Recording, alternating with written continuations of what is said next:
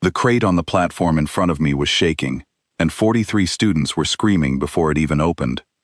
My name is Daniel Cole, and I was the only human sitting in that lecture hall on the orbital campus of Varon Station. I had gotten used to strange looks. I had gotten used to being the only two-armed, two-legged creature in a room full of beings with extra limbs, extra eyes, and skin that came in colors no human paint could match. What I had not gotten used to was watching every single one of them lose their minds at the exact same moment. The lecture was called Xenobiology 400, Apex Predators of the Outer Rim. I only took it because it fit my schedule. I did not expect it to be the day my life changed. Professor Ithresk stood beside the crate with a small control pad in her hand. She was Vantrell, tall and thin, with skin like polished stone, and a voice that came out in layered harmonics, like two people speaking the same words a half-second apart. She was usually calm. She was not calm now. Her hand trembled over the pad. "Today," she said, "you will observe a live specimen. Captured only 3 days ago from the Kethlin wilds. It is known as the Fear Beast. Please remain in your seats and do not approach the containment line." The moment she said the word Fear Beast, the temperature in the room seemed to drop. I felt it before I understood it, a kind of pressure building in the air, like the moment before a storm.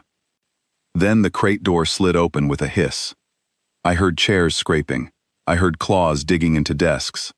I heard a girl 2 rows ahead of me, a Celtari student named Vesa, let out a sound I had never heard a person make before, high and cracked, like her voice had broken in half. Around me, students were shrinking into their seats, folding their arms over their chests, covering their faces with whatever limbs they had available. I looked at the creature stepping out of the crate, and honestly, my first thought was that it looked like a large dog that had been stretched and reshaped by something with a strange sense of humor. It stood about as tall as a small horse, with long legs bent at too many joints, fur the color of wet ash, and a narrow head filled with more teeth than seemed necessary for any single mouth. Its eyes had no visible pupils. They were just 2 black pools, flat and endless, like someone had cut 2 holes into its skull and left them empty. It should have looked strange to me. It did look strange, but it did not look like something that should make 42 grown beings dive under their desks. And yet that is exactly what was happening. A massive student named Torv, a Grethnari with a shell like dark armor plating and shoulders wider than the desk in front of him, was sliding out of his chair and disappearing beneath it without seeming to notice his own body was moving. Torv was supposed to be one of the toughest students in the entire program. His people came from a world with 3 suns and predators the size of buildings, and here he was, curled into a ball under a piece of classroom furniture, trembling. The Fear Beast releases a neural signal the moment it senses another mind nearby, Professor Ithresk said, her voice tight and rushed, like she was trying to explain something before it became too late to explain it. It triggers the deepest fear response in almost every known species.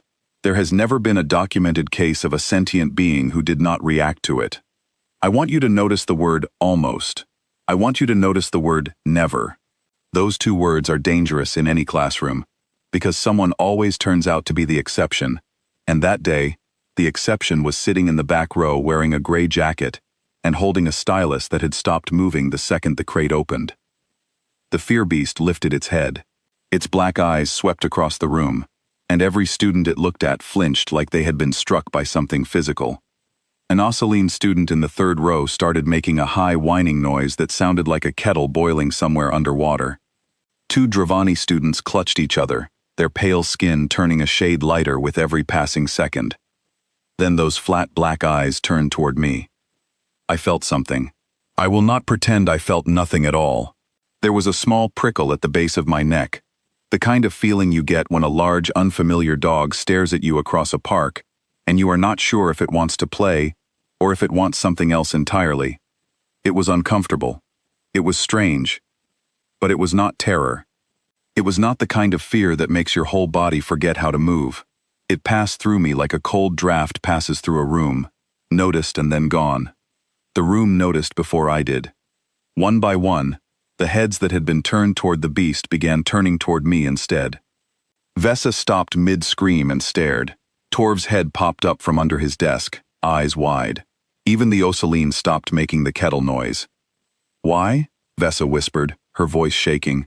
Is the human not screaming? I shrugged. Looking back, shrugging at that exact moment, was probably not the wisest choice a person could make in front of a predator that supposedly melted minds through eye contact, but it was the only response I had available. The fear beast took a step forward. The containment field around the platform gave a warning chime, and Professor Ithresk fumbled with the control pad, her fingers missing the sequence twice in a row. Another step. The class had pressed themselves against the far wall by now, a wall of trembling limbs and wide eyes, students making sounds I had never heard in any classroom before. The fear beast kept walking. It walked past the shaking students. It walked past Torv, who was frozen halfway between standing and hiding. It crossed the entire length of the lecture hall at an unhurried pace, its claws clicking softly against the floor with each step. And then it stopped, directly in front of my desk. Up close, it smelled faintly of ozone and wet stone. Its breath came out slow and heavy, warm against my hands where they rested on the desk. Those black eyes stared into mine from less than a foot away, and for a moment, the entire room seemed to hold its breath along with me. I did not know what the right move was. I still do not know if there was a right move, but something in me reached back to every large dog I had ever met in my life, every nervous animal that had needed a calm hand more than a fearful one. I raised my palm slowly, the way you would offer your hand to any unfamiliar animal, and I said quietly, "Hey there. Long day?" The fear beast pressed its head into my open palm. Then, one leg at a time, in a motion that looked like a poorly built tent slowly folding in on itself, it lowered its entire body down beside my desk and let out one long breath that fogged in the cool classroom air. It went to sleep. It was actually asleep.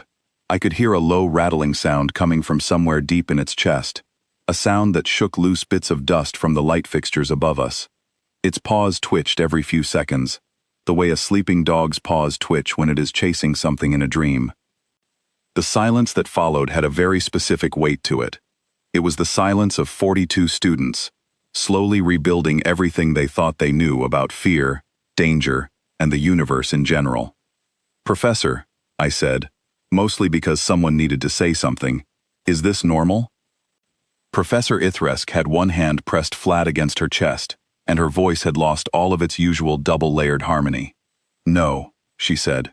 "There has never been a recorded case of a fear beast approaching a sentient being on its own. They flee from contact, or they attack. They do not seek comfort.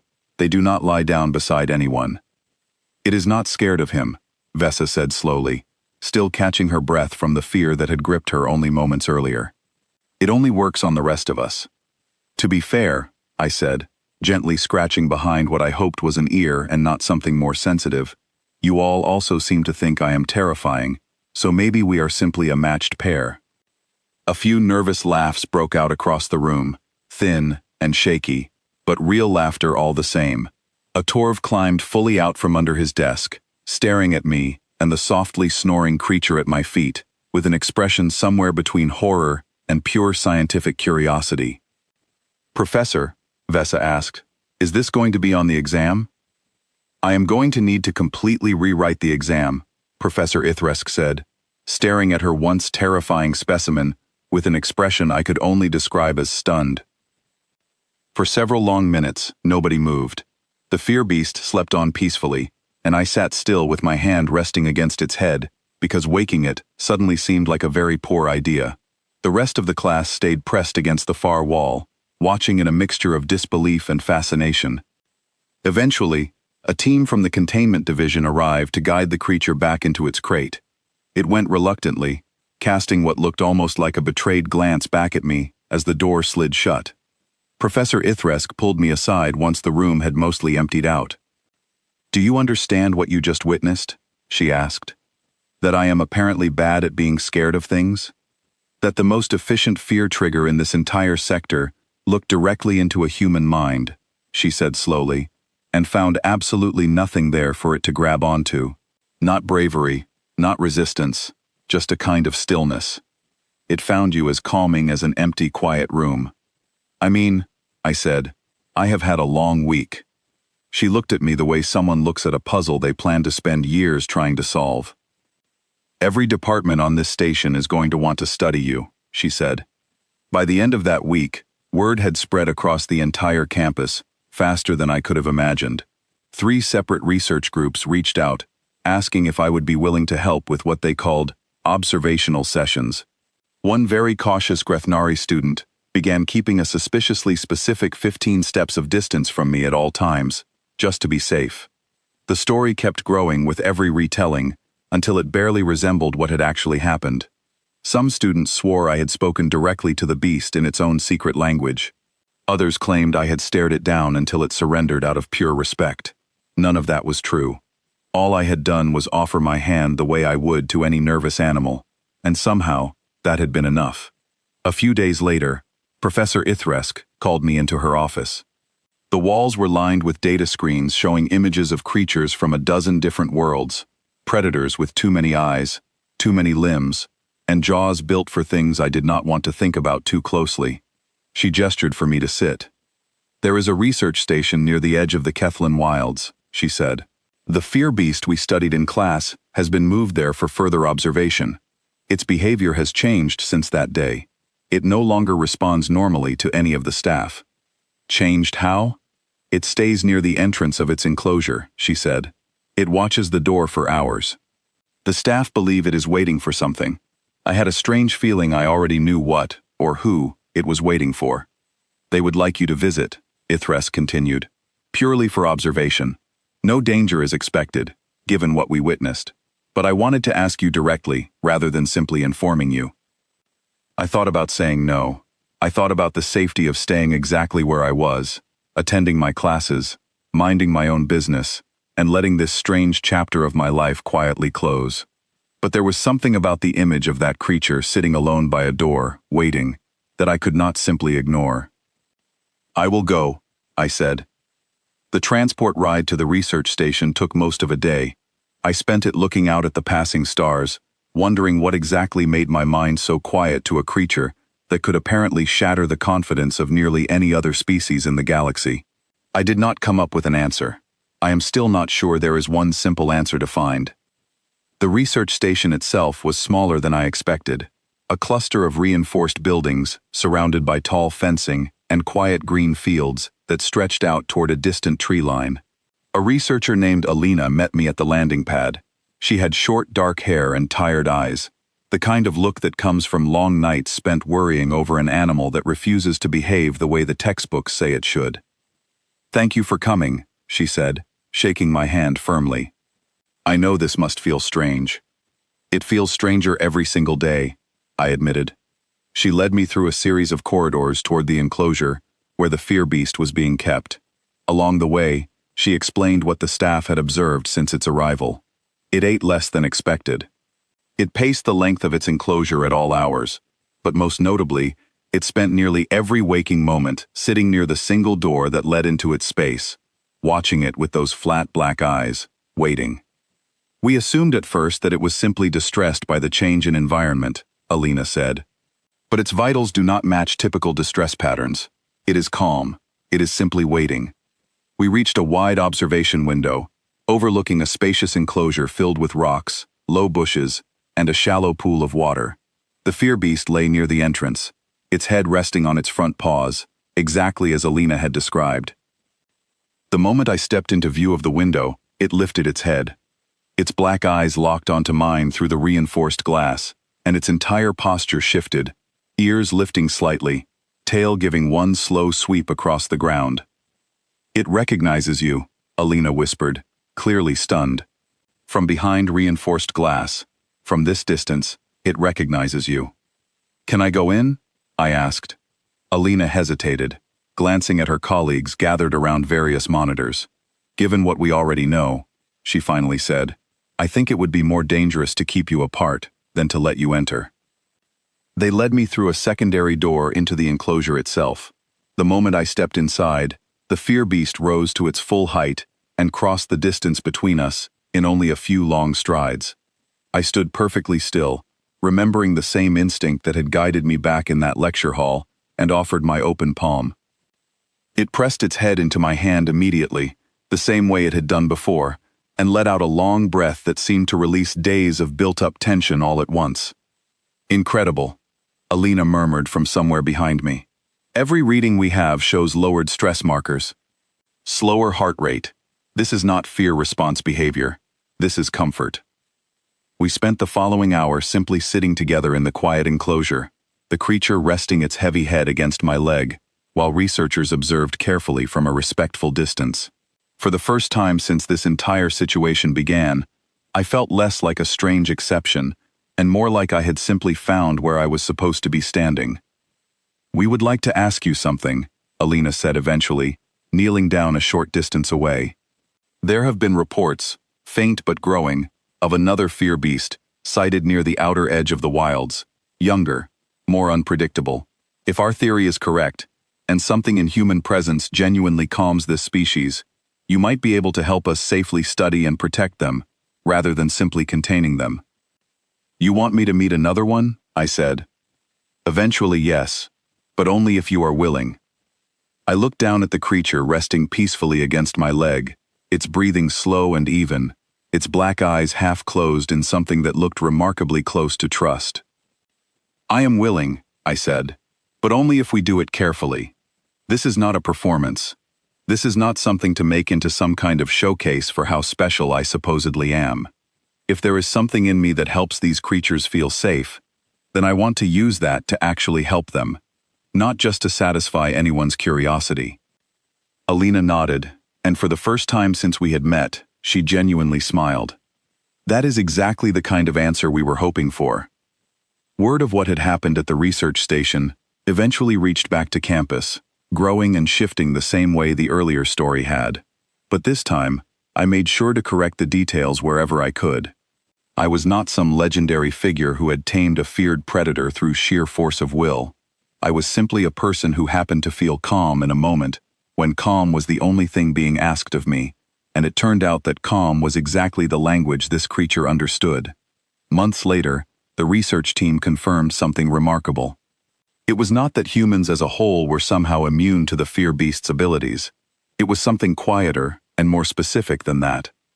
The neural signal the creature produced latched onto patterns of anxious, racing thought, the kind of mental noise most species carry constantly beneath the surface. In the brief moments when a mind grew still, truly still, the signal found nothing solid to hold on to. I still do not fully understand why my own mind happened to go quiet in that exact moment inside the lecture hall. Maybe it was simple exhaustion from a long week. Maybe it was something deeper about how I had always responded to fear, animals, and uncertainty throughout my life. Either way, it changed the entire direction of my studies, and eventually my entire career. I returned to that lecture hall many times after that day, though never again as simply a student sitting quietly in the back row. Professor Ithresk asked me to speak to future classes about my experience, carefully, without turning the story into something it never truly was. I always started the same way. I told them it was not bravery. I told them it was not some hidden human power, meant to make an entire species feel superior to every other creature in the galaxy. I told them it was simply a quiet mind, meeting a frightened animal, at exactly the right moment, and choosing kindness over fear. The last time I visited the research station, the fear beast I had first met in that classroom was no longer alone. Two younger beasts had joined the enclosure, calmer than anyone expected, watching me approach with something far closer to curiosity than the fear the species was famous for causing in nearly everyone else. I knelt down at the edge of the enclosure, and all three of them came forward together. Sometimes the things the whole galaxy fears the most are simply waiting for someone quiet enough to listen.